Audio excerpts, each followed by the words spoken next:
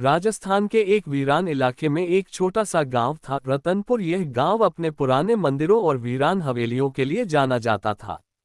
लेकिन इन सब में सबसे प्रसिद्ध थी कुंवर हवेली। गांव वाले कहते थे कि वहां रात के समय किसी के चलने की आवाजें आती हैं और कभी कभी हवेली की टूटी खिड़कियों से लाल रोशनी झिलमिलाती दिखाई देती है। कोई नहीं जानता था कि क्यों, लेकिन सभी डरते थे। शहर से एक फोटोग्राफर अयान चौधरी अपने दो दोस्तों रवि और नीरज के साथ गांव में आया था। उसे पुराने वास्तु और खंडहरों की तस्वीरें खींचने का शौक था। गांव वालों ने उन्हें चेतावनी दी, बाबूजी, रात में कुंवर हवेली मत जाना, वहां कुछ अच्छा नहीं है। अयान हंस पड़ा, भूत प्रेत जैसी बातें मैं नहीं मानता, बस कुछ पुरानी कहानियां हैं। रात में उन्होंने तय किया कि वे हवेली जाकर शूट करेंगे। जैसे ही तीनों ने हवेली की दहलीज पर कदम रखा, एक ठंडी लहर उनके शरीर में दौड़ गई। चारों तरफ सन्नाटा था, ना हवा, ना जानवर, ना कोई आवाज। दरवाजे पर टूटी हुई घंटियां लटक रही थीं, जो हल्की हवा से ठन ठन की आवाज करती थीं। अयान ने कैमरा निकाला, लेकिन अचानक कैमरे की स्क्रीन ब्लैंक हो गई। नीरज बोला, यार, ये क्या हो गया? बैटरी तो फुल थी। रवि ने मजाक में कहा, कहता था ना, यहाँ भूत है। अयान मुस्कुराया, लेकिन अंदर से उसे एक अजीब बेचैनी महसूस हो रही थी। अंदर दीवारों पर पुराने चित्र टंगे थे, एक राजकुमार, एक रानी और उनके साथ एक नौकर का चेहरा। नीचे टूटी हुई मूर्तियां और फटे पर्दे हवा में हिल रहे थे। कमरे में हल्की सी धूप घुसती थी, लेकिन भीतर का अंधेरा गाढ़ा और भारी था। जैसे ही वे एक बड़े हॉल में पहुंचे, अचानक हवा का झोंका आया और दरवाजा अपने आप बंद हो गया। नीरज ने दरवाजा खोलने की कोशिश की, लेकिन वो हिल भी नहीं रहा था। तभी दीवार पर टंगे शीशे में किसी ने चलते फिरते साए देखे। रवि चिल्लाया, वो देखो, वहां कोई है। पर वहां कुछ भी नहीं था। अयान को एक कोना दिखाई दिया जहां से हल्की लाल रोशनी निकल रही थी। वह धीरे धीरे वहां पहुंचा।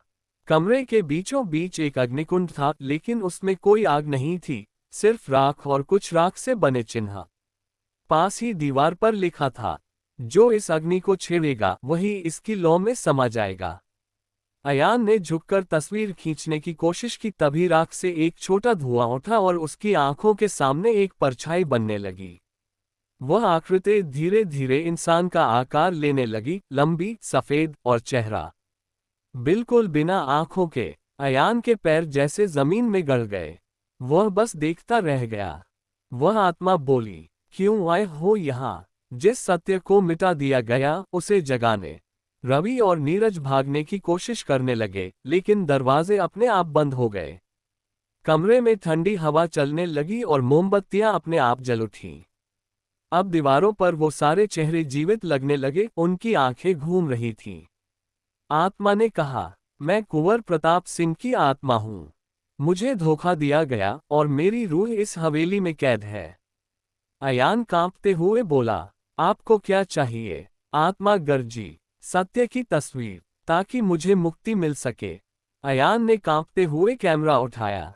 उसने उस आत्मा की तस्वीर खींची। फ्लैश के साथ जैसे ही रोशनी फैली, हवेली की दीवारें हिलने लगीं।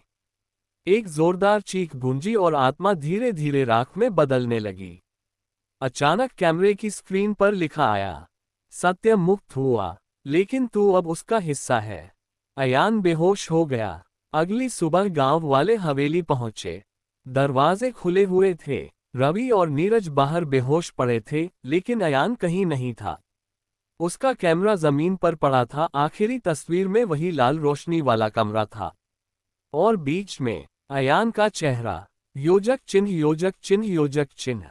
गांव वाले कहते हैं कि आज भी कुंवर हवेली के अंदर किसी के कैमरे की क्लिक की आवाज सुनाई देती है। रात में अगर कोई खिड़की के पास जाए तो उसे एक कैमरे की फ्लैश लाइट दिखती है और साथ में एक आवाज गूंजती है, सत्य अभी अधूरा है।